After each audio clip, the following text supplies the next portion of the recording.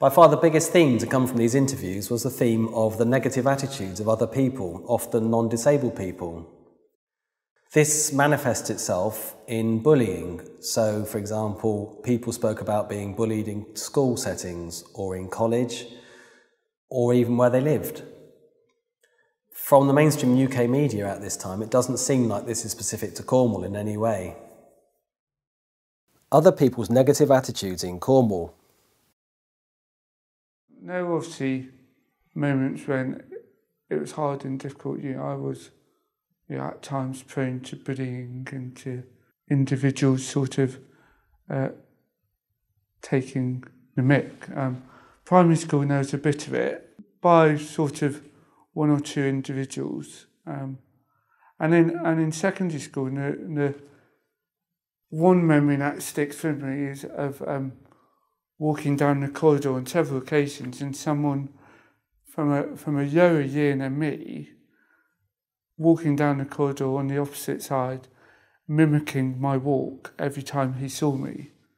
And it always struck me that someone younger than me should do that. I could understand it, someone my age or someone older, but someone younger to actually be walking down the corridor, see me, and then all of a sudden change his normal walk because he saw me coming, always stuck with me. And I can remember telling teachers and them saying, we'll deal with it and being a grown-up and ignore him. And I did for a while, but it persisted. So in the end, I sort of took it into my own hands and confronted him directly and just said, how would you like to walk like this every day of your life? It might be very different. And that seemed to stop him. And so I don't know whether it was the direct confrontation that made him think, actually, there's more here than meets the eye. So, and then after that, I don't seem to recall him doing it again. So that must have taken quite a lot of personal courage on your part to confront the other child who you say was mimicking your walk. Yeah, it did, and I think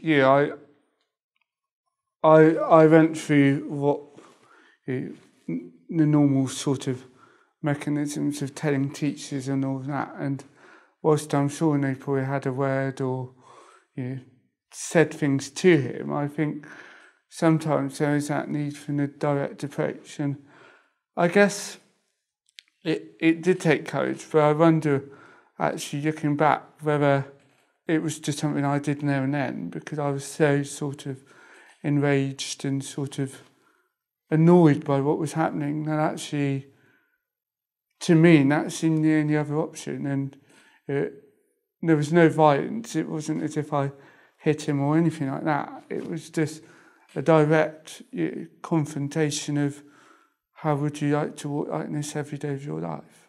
And that, I think, just made him rethink. So what age were you again? I think I was about 13, 14 at that point.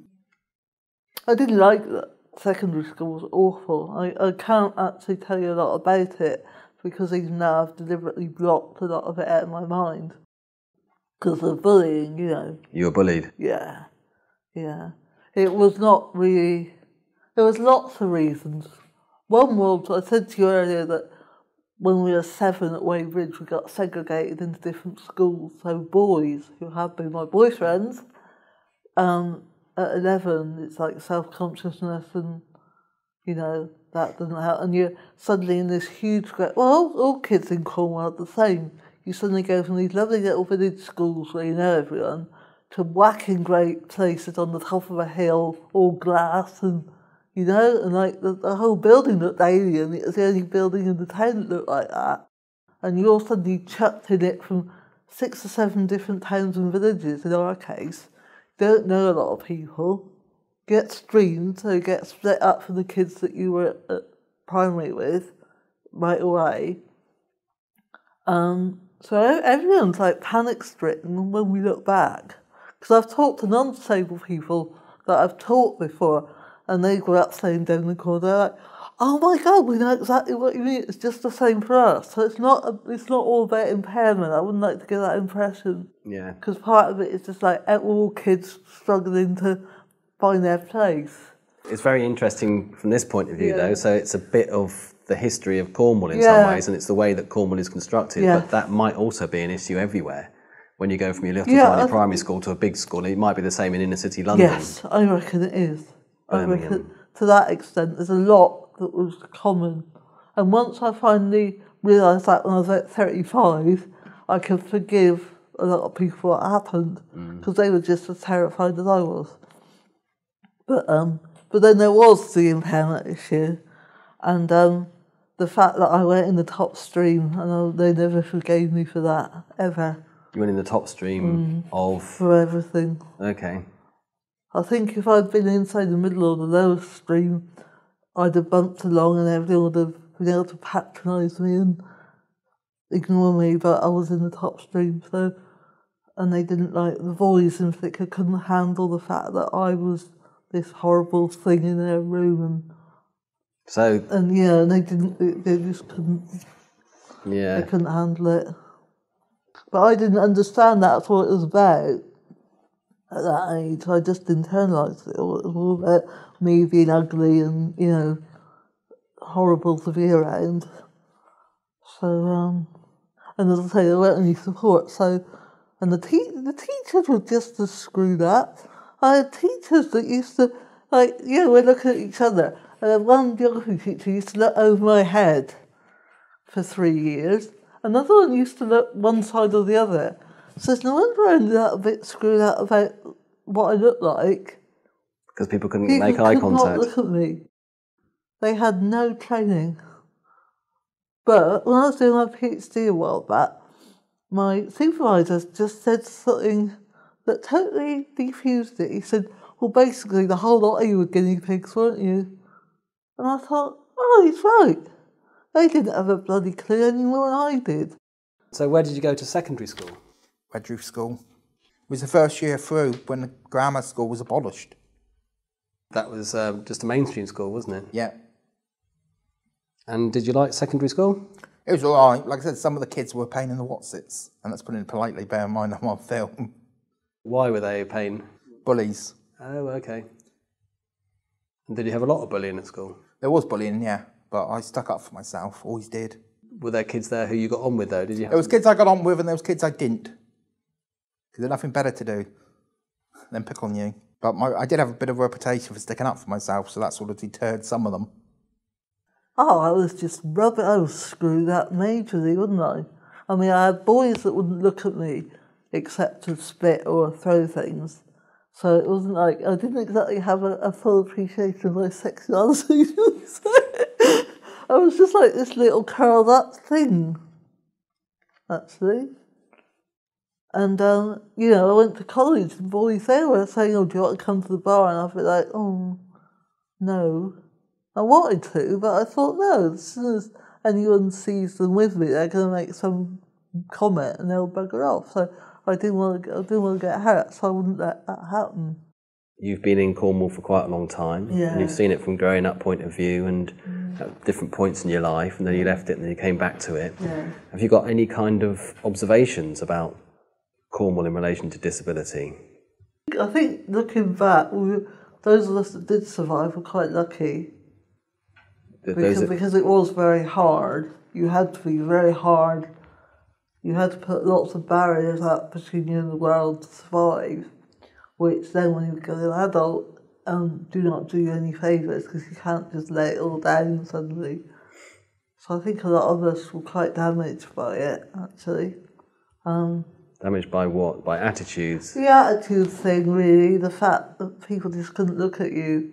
You do internalise that, or you can't avoid internalising that. Now, 50, I don't care. I'm old. Who gives a damn, I don't. If people don't treat me badly, I just don't go back. I did Cornwall College for a bit. I did cookery, which didn't really work out, unfortunately. Obviously finish the cookery course I was doing, but while I was actually doing the cooking, Remember the old Youth Opportunity Programme? We did that, and I was in a situation where, a work situation, which I wasn't happy with. Because let's put it this way, to put it mildly, the supervisor was a bully. So actually, I left after about 3 months. Finally had enough and decided to go off. Couldn't do nothing right in our eyes. Supposed to be in there 12 months, but I left after 3 months. But as long as I gave my notice properly and also had something else to go to, I was all right. I have had it said to me myself. They used to put a disabled person in the corner and basically forget all about us and not integrate us into the mainstream classroom. After you came back from the Midlands, how old were you then? About 15. About 15. And so what did you do when you came back to Cornwall? We decided to go to a house, and I was there. And Oh, you went into the shared house then? yes. That was the one that you didn't get on with? No, I got been bullied really badly. There was no support for you to... Always had support with me. Another person I lived with, also my best mate. Another guy, meaning was going along, off with, but they were out of hand. So after the shared house, you moved back to your mum's? Yes. Yeah, and how long did you stay? Until that person would be putting me to move out. Traditionally, a lot of people with learning difficulties are in day centres or go to institutions, but you live independently in the community, and a lot of other people with learning difficulties live independently in the community. You know, this project, Cornwall's Disability History, is how things have changed over time. Yeah, because a lot of these places have closed. Because there was a big one in Cornwall, wasn't there? St Lawrence's. St Lawrence's, yes. St Lawrence's is closed. Burdock Wardway's closed, because that was closed down because there was a lot of abuse going on. Because that was quite famous, that scandal, wasn't it? Yeah, that was quite a few years ago now. When was that then? It's 2007, must have been something like that, wasn't it? Were you in touch at that time with other people with learning difficulties and how they felt? I was involved in Cornwall People First, that's all I know, so... But I know for a fact that some of it did go on. You got... Well, anybody did it. We saw about the Winterbourne VU thing. That was a care home in Bristol? Yes, it's a care home. But some would say it's a private hospital. And it got closed down, didn't it? Because there was a big abuse scandal there. Yeah, well, the company who won it went bust in the end. Castlebeck Care. You work for Cornwall County Council? Yes, Safe Places. And how long have you been there? Since I started, since quite a long time ago. Because I did training a couple of years before I started my job. You're quite passionate about safe places? I'm not really passionate, is I like helping people. And helping people is what I'm good at. That's my strong point with music is. And always making sure they are safe, secure, and they're happy where they are. In the press recently, there's been lots of quite negative stories about disabled people in Cornwall. So you talked about the Budok scandal, which was quite a while ago. Then there was Stephen Hoskin, who was a poor lad who was killed in near St Austell. Yeah. It was a mate crime. Because the people that did that was pretending, as opposed to there's a difference between a mate crime, right? That's where somebody pretends they're your friend and they're not, and is actually abusing you. And an out-and-out case like the case up country, up in Leicestershire, that was an actual hate crime. Of Fiona Pilkington. Fiona Pilkington, that's it. Disability hate crime is done by a perfect stranger, usually. While a disability mate crime, if I should refer to it as that, I know it's quite controversial, is where somebody's pretending they're your mate and actually they're not. In the case of Stephen Hoskins, that was a disability mate crime. It was carried out by obviously people he knew, but they were pretending to be his friend when they weren't.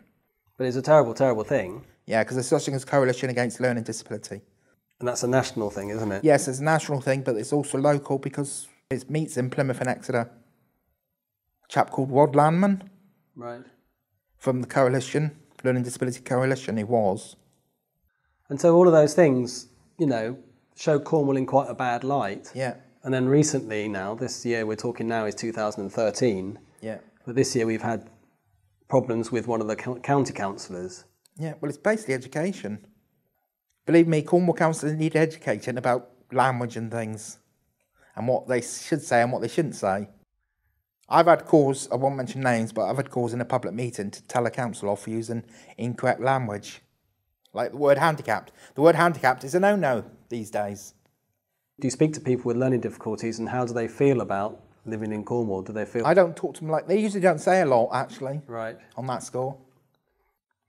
And how does it feel, from your perspective, living in Cornwall? Do you feel... I don't get problems, because usually I got a reputation that goes before me about sticking up for myself. So nobody would dare. But for more vulnerable members of the community, we've got the Safe Places scheme. That's the reason we set it up, as to do with after the Stephen Hoskin case. That's one of the reasons it got set up, I think. All I wanted to be is independent in my own community. And how can I be independent in community? I've been through hate crime. That's why I won't be involved, you see. Don't pick up for my story or anybody else's stories. Think about your own. Think how that can affect you and what we're going to do to make yourself safe. Participants: Reverend Don Whitting, Dr Claire Tregaskis, Councillor Chris Jordan, Pete Ski and Thomas Remnant. Interviewers: Dr Theo Blackmore and Sarah Martin. Transcriber: JHTS Transcription Services. Subtitles: Azook Community Interest Company. Disability Cornwall and Isles of Scilly. Empower, Assist, Facilitate. Supported by the National Lottery through the Heritage Lottery Fund. All interviews recorded in 2013. For more information about the project, please email theo@disabilitycornwall.org.uk.